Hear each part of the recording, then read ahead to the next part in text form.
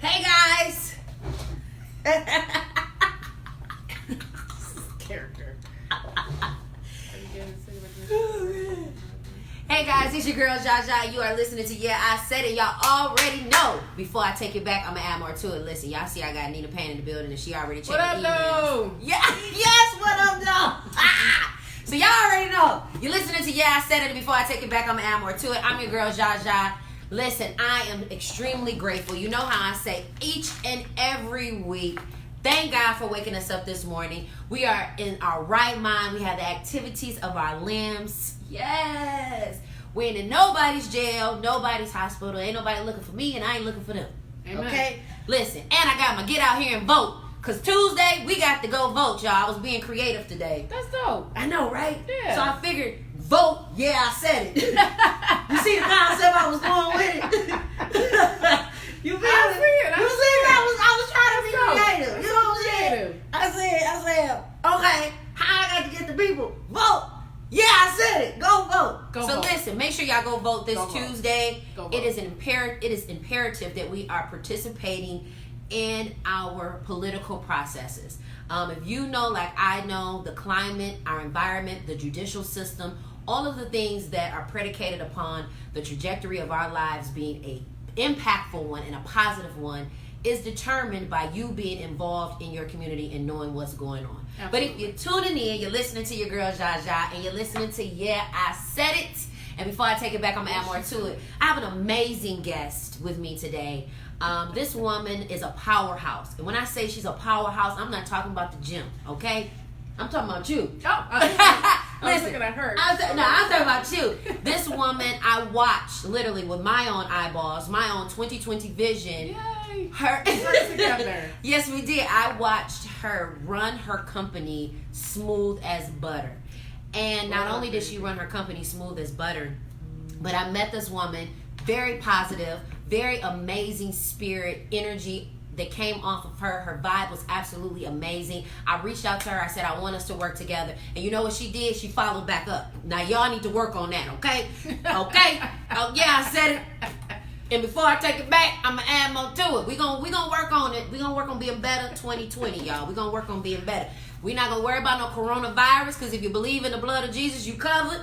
And you ain't got to worry about all of that. So don't be tripping about no coronavirus, but you still need to be healthy. Wash your hands. Listen, wash your hands and cover your mouth. Yeah.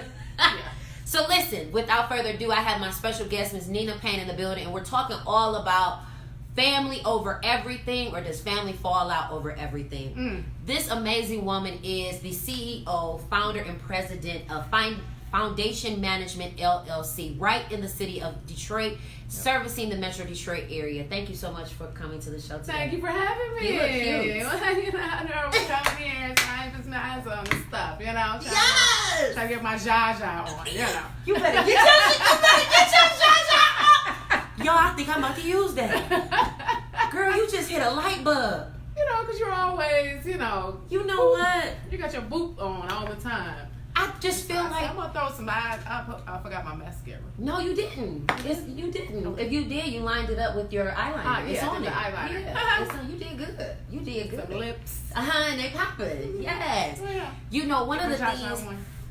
You know, one of the reasons why I always have my Jaja on is because my mom taught me you never know who you're gonna run into. True. So you always want to look your best, even if it's just a random person on the street. You never know who the person you're talking to is connected to your blessing.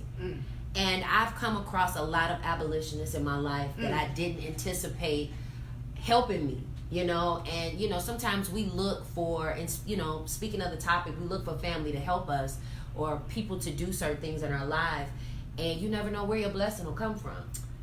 I agree with you. I am not someone who wears a full face every day. Yeah. But I will throw on a little something, you know, to kind of, I've just never been a big makeup person. You know what? I don't even wear a lot of it. A lot of people think I'm made up, but like I don't really have on a lot of foundation. I just got on blush and a little bit of no. I think I'm gonna do a video just to let people know. You should. I'm gonna do a video just to let people know. The eyelashes, I think. Yeah, I gives a lot of flavor. The drama with the eyelashes. She does that with her eyes, honey. She does the dramas with the eyes. It's that. Now, when you go out, because you started Foundation Management, and when you started that business, You said in 2004. I actually started in 2000. In 2000, I was working in corporate okay. America at a tech company for Okay. a while, since 95. Okay. And I started the company in 2000. Okay. And I jumped ship in 2004. Now, when you jumped ship in 2004, what was your mindset like during that time? Because we had a show before the show. We didn't have a show Okay? before the show. Just so you know. When you decided to leave corporate America, Yeah. and you jumped off the ship, Jumped off. like, At first. look, peace out, 2-week check, 401k, all of that. Yeah, I'm gone. Once a month then. But and so the story goes, in when I started the company, I didn't really know how long I would work the company and be a full-time employee. I just didn't have a context. I just knew, though, that I would one day not have a regular job and that this would be my life. Yeah. I didn't know what it looked like, but I knew that's what I wanted. Mm-hmm. And so I was operations director at a tech company. I had 55 employees, and Wow. and I was the only female executive there, and I had two counterparts that were white male executives, and they made double what I made. And then so I realized there was a glass ceiling like within that time frame. And I remember going to an executive meeting in Tampa, Florida, and the owner of the company had an office down there. Yeah. And you walk in the office, it's cherry wood and marble, and corner looking over the ocean on the 18th floor. And I went down there. Back then I had my charts and my graphs, and I went to fight for my team. Yeah. Employee incentive retention programs, and I had all that stuff. I'm flipping charts and at the end of the table, and I saw the good old boys, which I call them, at the other end of the table. So 4 of them, sales and programming involved with the owner company, they were having scotch and smoking cigars. Wow. And I'm sweating, trying to show them why this needs to be implemented, and it's just one of those moments. I just put everything down and I looked, and my God, is anybody even paying attention to me? Kind of thing. And they're like, oh yeah, Neil, you do a great job. And it kind of just went back to talking about their yachts and $1 million Wow. In the middle of you doing a presentation. In the middle of me doing the presentation, and I was like, that was in January of 2004. And I knew at that moment I would be out. Wow. I had to plan my exodus. It's like that out of body experience where I knew, I had to. Yes. It's time to go. It's time to go. It's time to go. Like how they say at the club, it's time to go. It's time to go. And I didn't have any place else to go in that company. Yeah. I knew that for probably the last couple years. And so I just didn't know what God was going to do. And I knew at that moment it was time for me to go. You know what? That's a blessing, because we talked about setting the foundation, and on International Women's Day will mark 2 years. I'll be doing I Said It podcast. So congratulations to me, y'all. Hey, listen, whoop whoop whoop on What day is that? International Women's Day is what? Saturday? It is Saturday. Yep, Saturday will be 2 years. Well, this will be my 2-year anniversary show as my guest, and I'm extremely grateful, because I didn't know what God was going to do. Yeah. I didn't have a clue as to how I was going to orchestrate certain things, how I was going to make things happen, but it just seems like when you know that you're building a foundation, and if you're tuning in, you're listening to I Said It. Before I take it back, I'm going to add more to it. We're talking about family over everything, or family falls out over everything. I knew that I needed a foundation, and I consulted with my son. I let him know what I was getting ready to do, and he was just like, Mom, go for it. Yeah. And it's not always easy. It's definitely, tiresome. It can be frustrating. It can be overwhelming as well. But when you're building that foundation, you start looking at what you've built. And from 2000 and 2004 all the way up to now 2020, and you look at those bricks. Yeah, it's been an amazing journey. And I'm just getting started. I have whole other types of ventures that are happening, and I've done lots of different things within the 20 years that I've owned small businesses. Okay, 2020 on 20. 20 years, baby. 2020 vision 2020. Okay. But now in this space of in 2014, when I started this company, moving forward with corporate events and production and staffing, I'm kind of in a space where I'm building, which I get really excited about. Okay. So I'm building, putting the blocks together, and then there'll be a place where I plateau, and then I'm ready to do something else. I love it. So when you started Foundation Management LLC, tell the people what Foundation Management LLC is, because I worked for y'all, and listen, she wasn't playing no games, okay? Let me tell you, baby.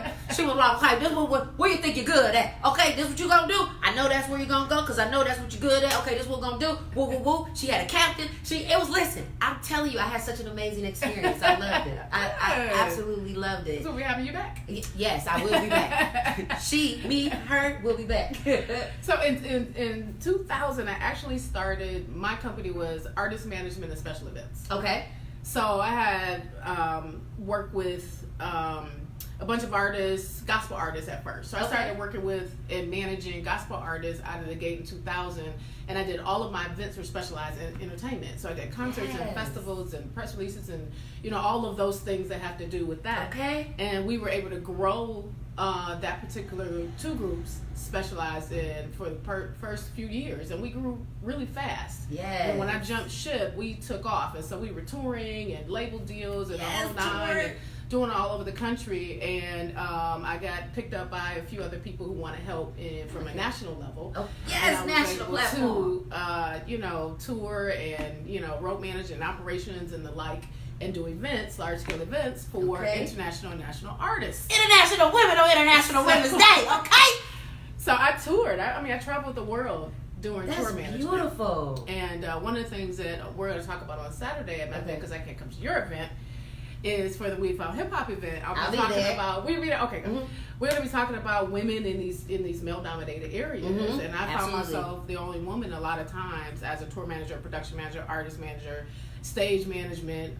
Many times I had to navigate that. Mm-hmm, mm-hmm. So I did that for a while, and then I think around 2014 I was like, I need to come off the road. I was on the road a lot. Wow. I mean, I had a daughter. I never missed any of her important dates, but it was just one of those times where I felt like I got caught up in the fantasy island of it all. Okay. All of the wheeling and dealing and the glam and the meeting all the people and tour buses and celebrity and hanging out party and all that stuff, that I wasn't really building any type of legacy anymore. Okay. I had started building, and then I got sidetracked by all this amazing, wonderful things that I did, but it was time for me to come back home, put 2 feet firmly on the ground, and start to build a legacy for my children, so they have something when I, generational wealth. The heavens. You know what I'm saying? So I did that, and so that's what I'm building now. So I have several things that I'm working on, but primarily corporate events, corporate production, and then event staffing, which is where you came into play. Yes.